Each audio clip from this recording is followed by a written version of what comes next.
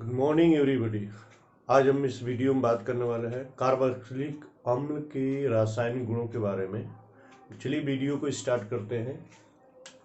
Carboxylic अम्ल RCOOH, इसका diagram मैंने आपको पिछले लेक्चर में बताया था। RCO ऐसे हमने वहां पे ये बता दिया था। इसका मीन्स ऑक्सीजन और हाइड्रोजन बॉन्ड के बीच का विदलन, फिर उसके बाद इसको भी डिस्कस हो गया था। यहाँ तक कि ये दोनों आपको कंप्लीट मिल गए थे।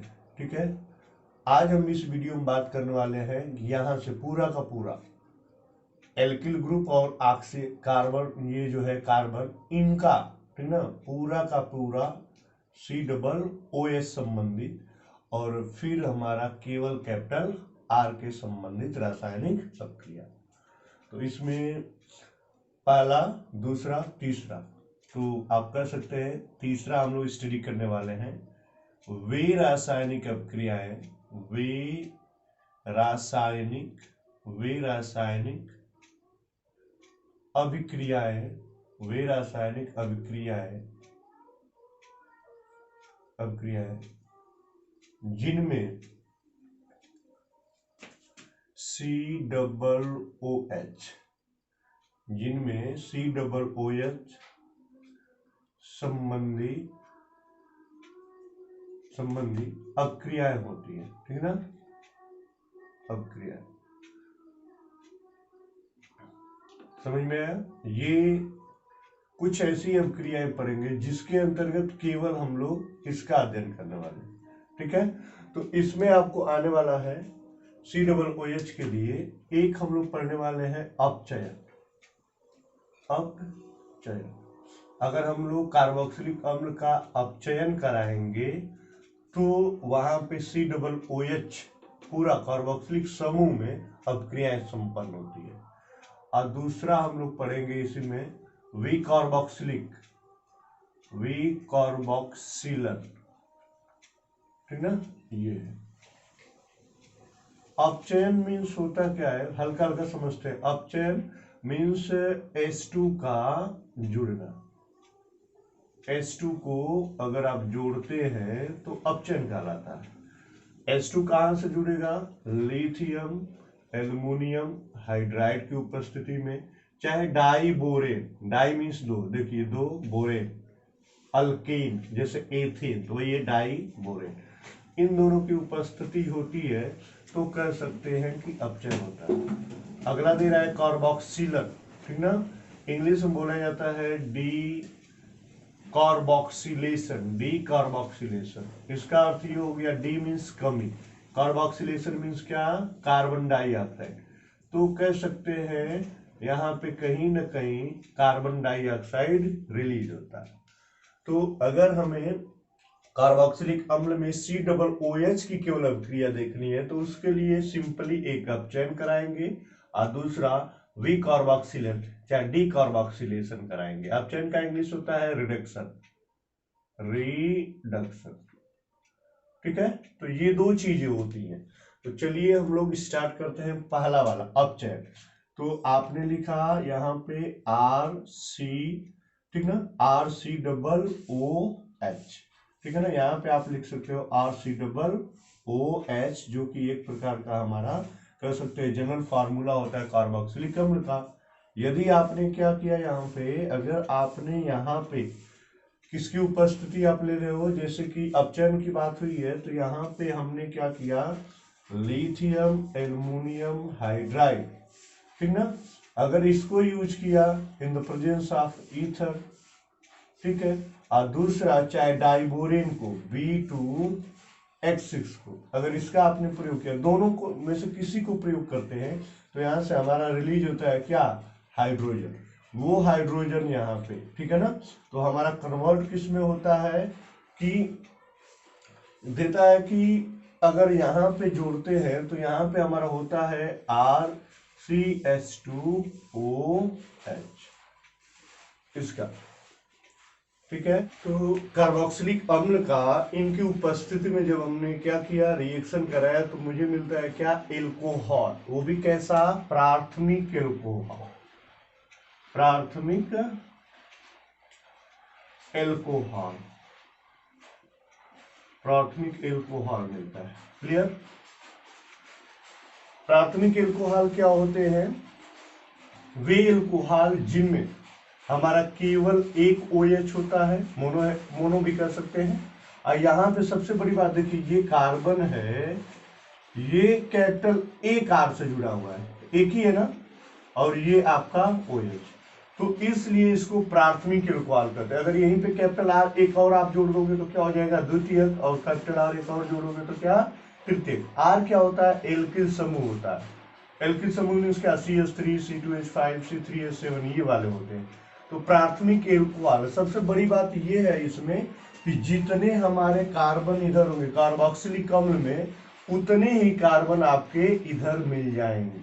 अगर आप यहाँ पे CH3 लिखते हो और एक ये, तो टोटल कार्बन कितने हो गए, 2। जैसे देखिए CH3 CH COOH, ये आपने अगर लिया तो यहाँ पे कार्बन की संख्या 1 और 2, तो यहाँ पर भी क्या हो जाएगा, 2, CH3 CH2 और OH। तो देखिए कार्बन की संख्या हमारा क्या हो रहा है, सेम, मीन्स जितने हमारे कार्बन की संख्या कार्बोक्सिलिक अम्ल में, उतने कार्बन की संख्या वाला प्राथमिक एल्कोहल की प्राप्ति होती। क्लियर हो गया। तो ये था हमारा अपचयन, ठीक ना, अपचयन H2 का जुड़ना, वो कहां से, हमारे यहाँ पे in the presence of water. ठीक है, इतना आप देख सकते हो, कुछ भी नहीं तो कम से कम अगर अपचयन कराते हैं तो COOH संबंधी अपक्रिया आपको मिलती है। दूसरा क्या देता है हमारा, विकार्बोक्सिलन, डीकार्बोक्सिलेशन, डीकार्बोक्सिलेशन।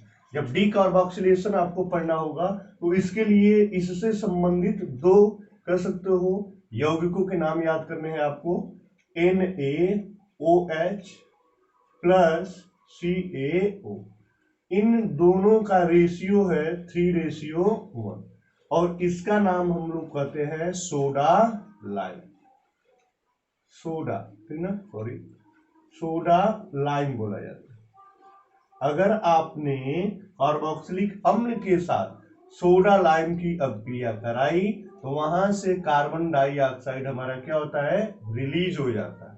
ठीक है, लेकिन हमारा कम से कम एक कार्बन कम, देख लेते हैं दूसरा पॉइंट इसी में, फोर्थ क्या नाम है, विकार्बोक्सिलन, इंग्लिश में कहेंगे डी कार्बोक्सिलेशन। अभी मैंने वजन लिखा, इसका मीनिंग क्या होता है, ऐसी रासायनिक अपक्रिया जिसमें कार्बन डाइऑक्साइड क्या होता है, रिलीज होता है। इट मींस जो यौगिक है उस यौगिक से कार्बन डाइऑक्साइड क्या होता है, निकलता है। और एग्जांपल के तौर पे हम लोग यहाँ पे ले लेते हैं RCOOH प्लस NaOH, एरो लगाएंगे in the presence of CO। ये आपने हीट किया, टेम्परेचर जब आप देते हो तो आपके सामने बचता है हमारा, बनेगा एक सोडियम का लवण NaTCO3 प्लस, अगर देखो डीकार्बोक्सिलेशन, यहाँ पे आपका सोडियम कार्बोक्सिलिक अम्ल के सोडियम लवणों के साथ है, ठीक ना, कार्बोक्सिलिक अम्ल RCOOH, और वहां पे उसके लवण क्या हो गया, सोडियम लवण, तो सोडियम कह सकते हैं कार्बोक्सिलेट है। तो डीकार्बोक्सिलेशन का मीनिंग ये होता है कि कार्बोक्सिलिक अम्ल के लवणों के साथ यदि आपने क्या किया, सोडा लाइम का उपयोग किया, तो वहां पे सोडियम कार्बोनेट के साथ हाइड्रोकार्बन बनते हैं। तो अगर आपने देखा Na2, देखिए Na2CO2 ये हो गया, और एक हमारा क्या, ये तो क्या बनेगा Na2CO3। अगर आप ऐसे देखोगे, ये देखिए ये पूरा क्या है, COOH समूह ही है, तो यहाँ पे Na2CO3 बन गया, और दूसरा RH बना, ठीक है ना, RH, जो कि RH हमारा किसका फार्मूला होता है, अल्कीन का। देखिए R बराबर अगर CH3 लिखते हो, H बराबर ये लिख दोगे तो क्या हो गया, CH4 हो जाता है। क्लियर, तो ये अल्कीन है, अल्केन एक प्रकार का क्या है, हाइड्रोकार्बन। तो हाइड्रोकार्बन की प्राप्ति होती है अगर आपने डीकार्बोक्सिलेशन किया कार्बोक्सिलिक अम्ल के लवणों के साथ, तो हमें हाइड्रोकार्बन की प्राप्त होती है। लेकिन यहाँ पे हमारा नंबर ऑफ कार्बन इसकी तुलना में एक कम होता है। यहाँ पे हाइड्रोकार्बन जो होगा हमारा एक कार्बन कम होता है, किसकी तुलना में, COOH की तुलना में। मिला लीजिए यहाँ पे कार्बन, अगर आप यहाँ पे लिखते हो CH3 आपने लिखा सपोज करिए, और एक ये कार्बन, तो टोटल कार्बन की संख्या कितनी होगी, टोटल कार्बन की संख्या आपके पास क्या होगी, 2। लेकिन यहाँ पे आपका केवल हमारा R बच रहा है। R मीन्स क्या, CH3 आप देख रहे हो, तो यहाँ पे कार्बन की संख्या कितनी है, केवल 1 है। तो ये आप कह सकते हैं यहाँ पे डीकार्बोक्सिलेशन में कि अगर आपने कार्बोक्सिलिक एसिड के लवण का सोडा लाइम के साथ अगर आपने रिएक्शन कराया, तो वहां पे हमें देखने को मिलता है क्या, हाइड्रोकार्बन। इट मींस अल्केन मिलेंगे, लेकिन उसमें हमारा एक कार्बन की संख्या कम होगी, किसकी तुलना में, कार्बोक्सिलिक अम्ल के लवणों में उपस्थित कार्बन की संख्या से एक यहाँ पे हमारा क्या होता है, कम होता है। क्लियर हो गया इतना। चलिए स्टार्टिंग से देख लीजिए। RCOOH का हम लोग रासायनिक गुण पढ़ रहे हैं, उसमें से वे रासायनिक अभिक्रियाएं जो केवल COOH से संबंधित होती हैं, उनके लिए हम लोग क्या करेंगे, अपचयन कराते हैं। अपचयन मीन्स क्या होता है, हाइड्रोजन का जुड़ना होता है लिथियम एल्युमिनियम हाइड्राइड चाहे डाइबोरेन की उपस्थिति में। और दूसरा कर सकते हैं कार्बोक्सिलन करेंगे, कार्बन डाइऑक्साइड को हम लोग रिलीज करने वाले, वहां से निकालने वाले हैं। उसके लिए सोडा लाइम का प्रयोग किया जाता है, जिसका फार्मूला होता है NaOH + CaO। इनका रेशियो 3:1 होता है।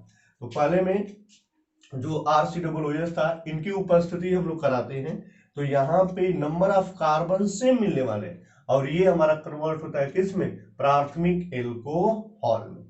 क्लियर हो गया, प्राथमिक एल्कोहल में। अगर मान लो इसी से आपने रिएक्शन कराया, तो यहाँ पे RCH2 एक हमारा यहाँ पे, चलिए ये हमारे ऐसे तो एक क्या हो गया, RCH2OH, और दूसरा हमारा क्या, H2O। यहाँ पे आप -H2 भी कर सकते हैं, ठीक है ना। चलिए, तो एक तो ये हो गया, दूसरा डीकार्बोक्सिलेशन दिया हुआ है। कार्बोक्सिलिक अम्ल के लवणों के साथ सोडा लाइम की अभिक्रिया कराते हैं, सोडियम कार्बोनेट के साथ हाइड्रोकार्बन की प्राप्ति होती है। लेकिन इसमें एक हाइड्रोकार्बन में एक कार्बन कम होता है, किसके, हमारे इसकी तुलना में, कार्बोक्सिलिक अम्ल के लवणों की तुलना में जो यहाँ पे हमें मिलेगा, वहां पे एक कार्बन की संख्या क्या होती है, कम होती है। तो एक ये हमारा मेथेन बनाने की प्रयोगशाला विधि भी है, मेथेन बनाने की प्रयोगशाला विधि भी आप इसको कर सकते हैं। It means sodium acetate, methane बनाने की प्रयोगशाला विधि, यहाँ पे मेथेन बनाने की प्रयोगशाला विधि, मेथेन बनाने की प्रयोगशाला विधि आप कर सकते हो। कुछ नहीं, हमें बस करना क्या है, यहाँ पे CH3 पुट कर लेना है, और हमारे पास यहाँ पे बन जाएगा यही वाला। अगर आपने क्या किया, CH3, देखिए CH3 COONA तो आपके पास Na2CO3, R की जगह CH3 आपने लिया हुआ है, तो क्या हो गया, CH3 और H, यही हमारा क्या हो जाएगा, ये CH4। तो यही क्या होता है, हमारा मेथेन है। तो मेथेन बनाने की ये प्रयोगशाला विधि भी होती है। ओके, COOH संबंधित एक और हमारी अभिक्रिया होती है, जिसका नाम है कोल्बे, ठीक ना, कोल्बे आपका कोल्बे वैद्युत अपघटन, कोल्बे वैद्युत अपघटन।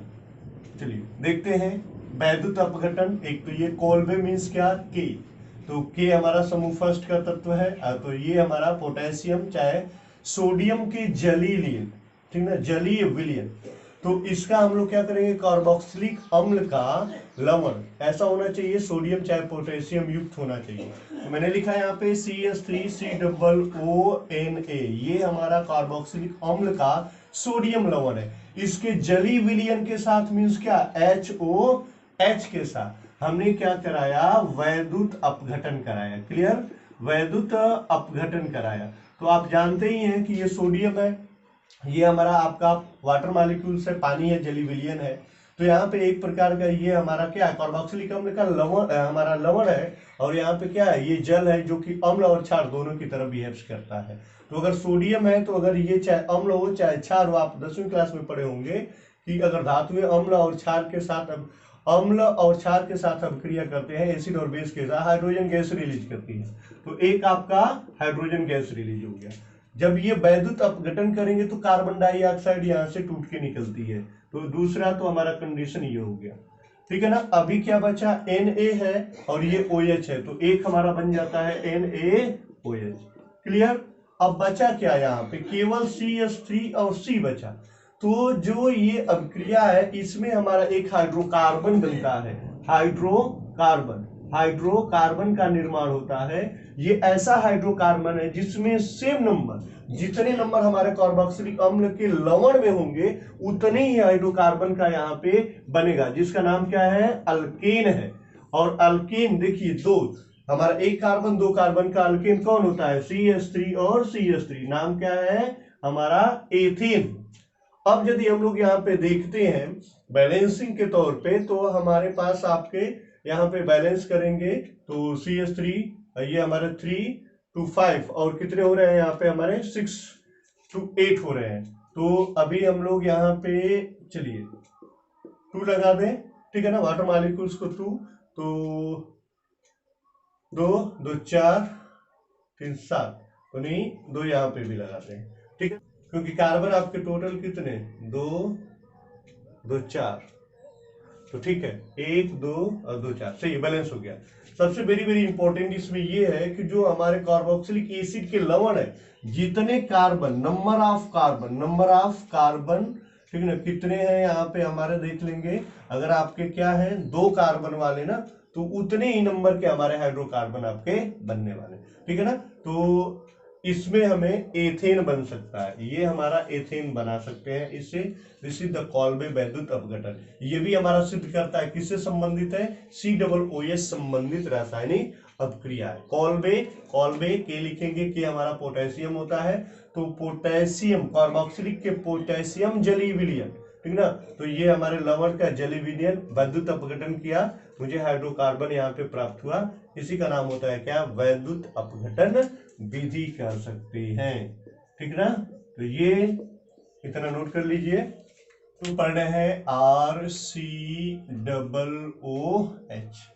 ऐसी रासायनिक अभिक्रिया, OH बॉन्ड का टूटना पढ़ लिया, ये भी पढ़ लिया, ये भी पढ़ लिया, और पूरा का पूरा हमने ये भी पढ़ लिया। बचा क्या, कैपिटल R हमारा एक प्रकार का क्या है, एल्किल समूह होता है, और इसको हम लोग हाइड्रोकार्बन बोल सकते हैं क्योंकि इसमें कार्बन एंड हाइड्रोजन होते हैं।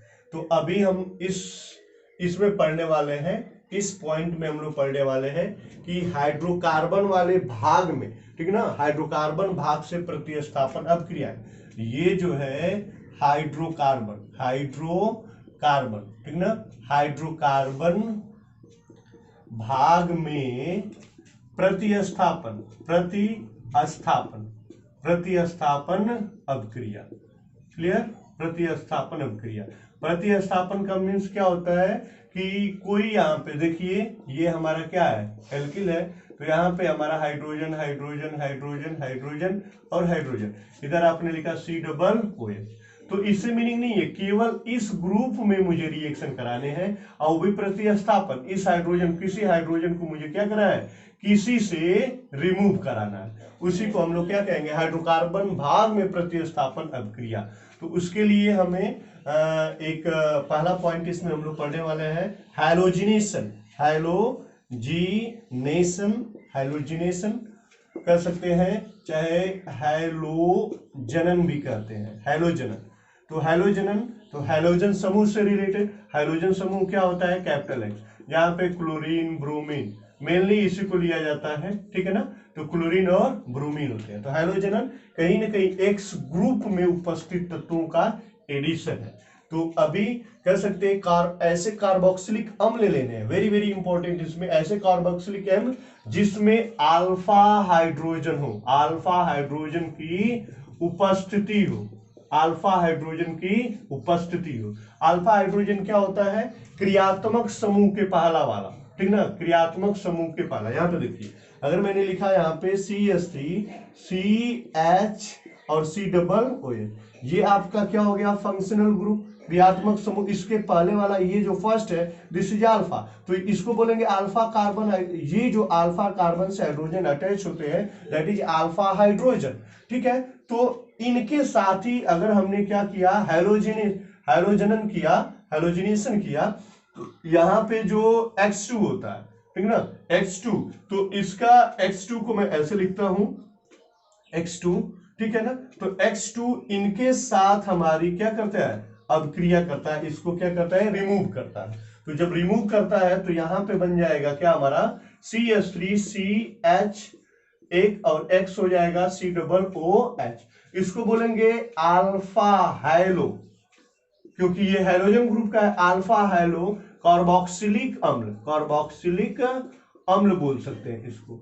फॉर एग्जाम्पल के लिए अगर इसी को मैंने पुट किया यहाँ पे X की वैल्यू क्लोरीन को, तो अगर यहाँ पे हमारा क्या हो गया? मैं क्लोरीन लिखूं चाहे ब्रोमीन लिखूं, दोनों में से किसी एक को लिख सकते हैं। तो अभी हमारा क्या नाम हो जाएगा?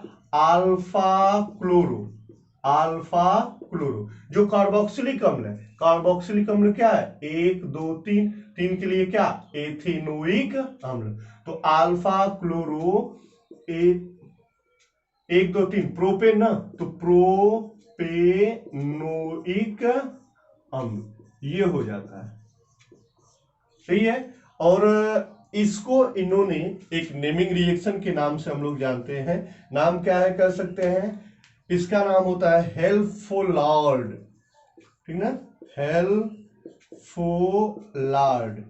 हेल्फोलार्ड जेलिंस्की,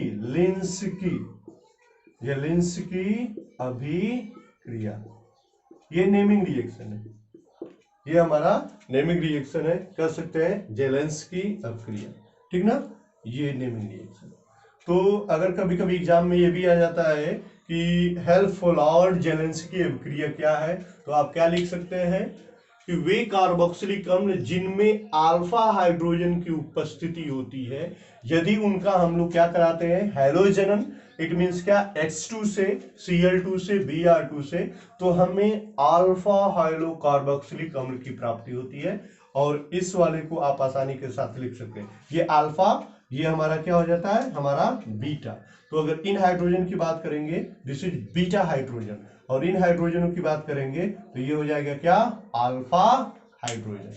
क्लियर हुआ? ये संबंधित किससे है? हाइड्रोकार्बन भाग में प्रतिस्थापन अभिक्रिया है, ठीक है। तो उसमें हमने पहला पढ़ा क्या? हैलोजिनेस है। क्लियर हुआ? नोट करिए। सेकेंड इसमें वलय प्रतिस्थापन, वलय प्रतिस्थापन, प्रतिस्थापन अभिक्रिया, वलय प्रतिस्थापन, रिंग सब्स्टिट्यूशन रिएक्शन, ठीक ना। वलय को इंग्लिश में बोलते हैं रिंग, प्रतिस्थापन मीन्स क्या? सब्स्टिट्यूशन, सब्स्टिट्यूशन अभिक्रिया। तो रिंग की जब भी आप बात करते हो तो रिंग से क्या आप समझते हैं? बेंजीन रिंग, और क्या, सिंपल सी बात है, बेंजीन रिंग।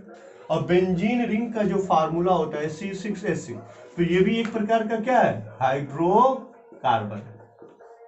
स्ट्रक्चर बेंजीन का यदि आप देखते हैं यहाँ पे, तो ये आपके ऐसे, और हर जगह क्या होते हैं? हमारे हाइड्रोजन होते हैं। क्लियर?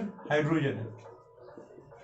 तो हमें करना क्या? हाइड्रोकार्बन भाग में प्रतिस्थापन अभिक्रिया। इसका मतलब ये पूरा हाइड्रोकार्बन है, इनमें से किसी हाइड्रोजन को मुझे क्या कराना पड़ेगा? रिप्लेस कराना।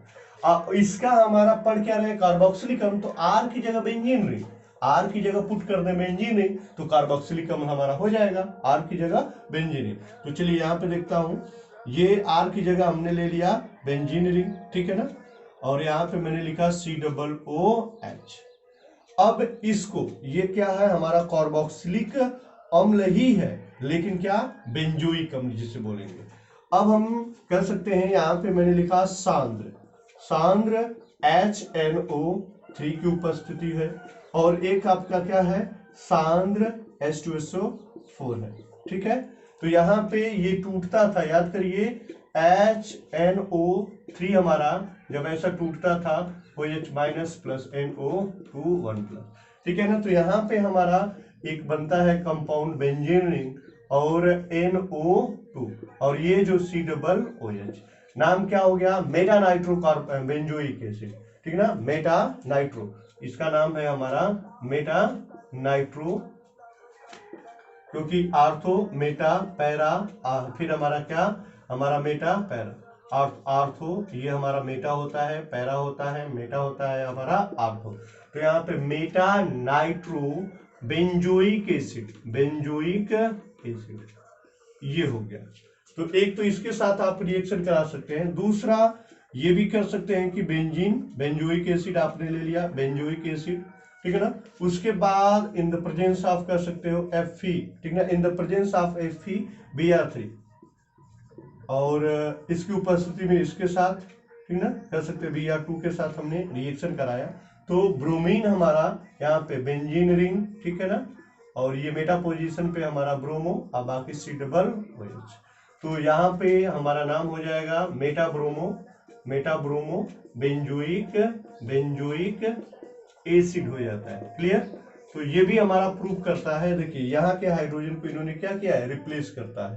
तो ये भी हमारा प्रूफ करता है कि हाइड्रोकार्बन भाग में प्रतिस्थापन अभिक्रियाएं हो रही हैं सांद्र HNO3 के साथ, ठीक ना, इसकी उपस्थिति में, इसकी अभिक्रिया इसकी उपस्थिति में, ये इनकी क्या है, उपस्थिति है, यहाँ पर भी इसकी उपस्थिति है। रिएक्शन किससे हो रहा है, इससे, रिएक्शन किससे हो रहा है, इससे, क्लियर हो गया। तो पूरा लगभग हम लोग खत्म कर चुके हैं। ये भी हमारा OH बॉन्ड का टूटना, ठीक है ना, कार्बन ऑक्सीजन बॉन्ड का टूटना, पूरा C डबल OH का भी हमने रिएक्शन पढ़ा और आज हमने पढ़ लिया कैपिटल R मीन्स हाइड्रोकार्बन भाग में प्रतिस्थापन अभिक्रिया। तो ये पूरा हमारा केमिकल प्रॉपर्टीज खत्म हो गई कार्बोक्सिलिक एसिड